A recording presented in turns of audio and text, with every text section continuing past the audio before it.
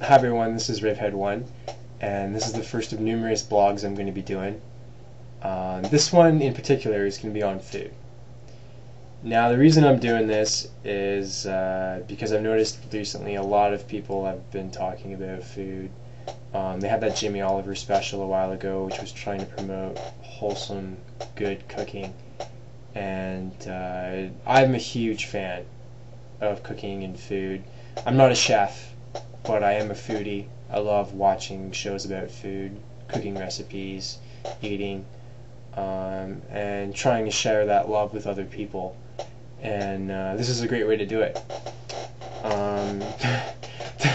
One of the main reasons actually I am doing this is because I had a buddy over on last Thursday, for supper, and we cooked pizza. And, you know, I'm not going to toot my own horn. Actually, I'm going to toot my own horn. We make really, really good pizza at my house. Like, we make pretty good everything at my house, but pizza in particular, like, we're spot on. But he didn't like it. And I was like, man, what's wrong with this guy? So I started talking to him. And I hate picking on him. You know, a lot of North Americans have the same issues as this guy. But his idea of fine dining was like Red Lobster, Pizza Hut. You know, his favorite Chinese place was this greasy place downtown that serves crappy $5 combos. You know, like his favorite one was the chicken ball one of all things. Like, come on, chicken balls. Like, chicken balls are pretty much the equivalent of battered, greasy Chinese chicken McNuggets. So if you're ordering like an egg roll, Chinese chicken McNuggets, and fried rice, like, that's not Chinese food. Call it whatever you want, but that is not Chinese food. Like, in Canton province, they're not punching each other in the face and fighting at a restaurant over who gets to eat the chicken balls. Like, they don't eat it because it's not real food, and like that's part of the problem. That's part of the problem.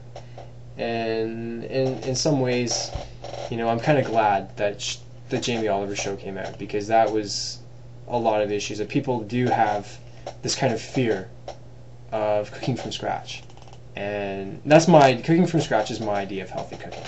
Like, don't get me wrong, I think eating plain lettuce and plain piece of chicken is healthy, but, you know, we only have this one life, and we might as well enjoy it.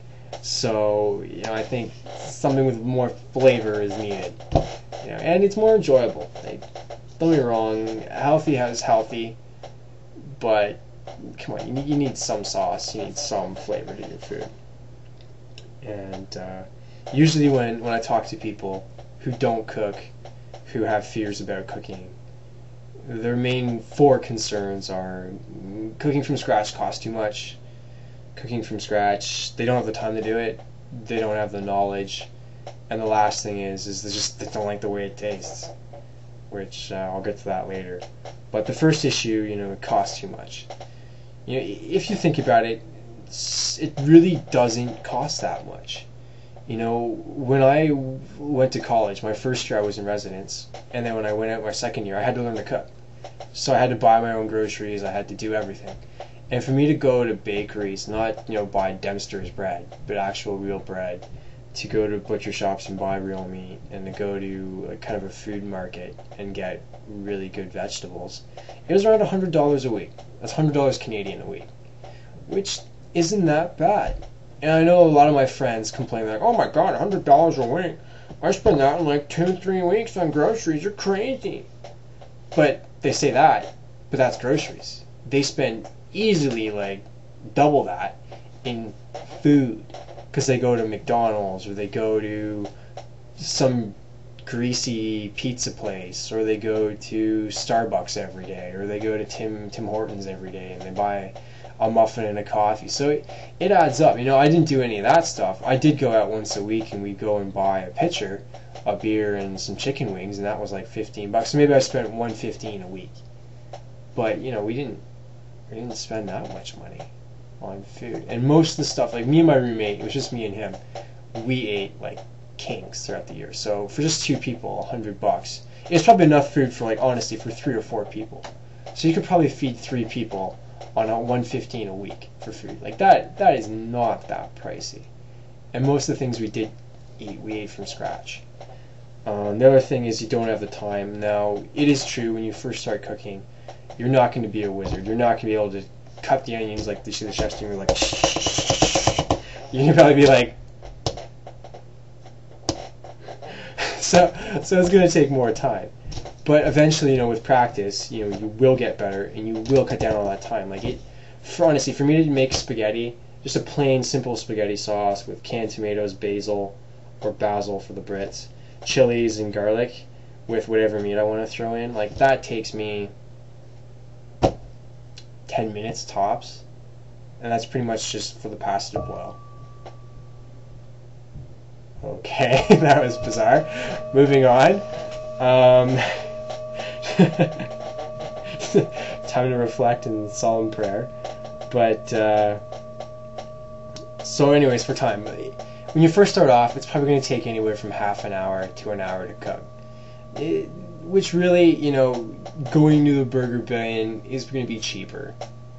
Not cheaper, but it is going to be a little bit faster when you first start off. But eventually, the more you practice, the faster you get at it. Most meals at our house takes tops 45 minutes to half an hour. It doesn't take that long. There will be days where you have a lot of free time and you can make, fresh pasta from scratch. You can make some kind of stew from scratch, but you don't always have the time, so you don't do those things. When you do have more time, you do the more complex things. But you still can do really good high quality meals from scratch in under 20 minutes. It's not impossible. And the other complaint is knowledge. Like, oh, I don't know how to cook, especially for my age generation. Like, this sounds sexist, but it's not, and I'll explain myself. Like, a lot of girls my age now, I'm 20, 25, they don't know how to cook. Like, it scares me. Not because, I have this whole concept that wives should be at home cooking. I'm kidding. But wives should be at home cooking. It's more, in the old days, the nans had the best recipes, like your grandmas had the best recipes. And they passed that on to the mothers, passed it on to their daughters, passed it on to their daughters, and their daughters, and their daughters. We've had this huge gap now for the last 2 generations where we have 2 generations of people who don't cook from scratch. And all those recipes are going away. Because face it, like grandma and grandpa, especially in like Italian cultures and Spanish and most of the Mediterranean, those are the best cooks in the whole family. And if you don't pass that on, that just dies. So it scares me. But, without a side, there's knowledge everywhere. Like, there's knowledge all over the internet on how to cook. You're already watching this on YouTube. You might as well. On YouTube in particular, there's loads of videos on how to cook. There's loads of really good books. Like, I can understand if that was an excuse, like 20 years ago in the 80s, but now it's not. Like, the knowledge is there. You just need but look. And then the last thing is you don't like the way it tastes. Like, honestly, if you don't like the way how things from scratch taste, like, compared to processed stuff, just quit. It's a wrap. It's a wrap on life. That's pretty much it. It is a wrap. Like, if you prefer the $5 tortilla from Loblaws over your grandma's homemade, like, just kill yourself. I don't know what to say. I really don't know what to say other than kill yourself, because your taste buds suck. You suck. If you think if that's you, honestly, send me a message and tell me why. Tell me why, because I don't get it. Tell me why the processed food is better.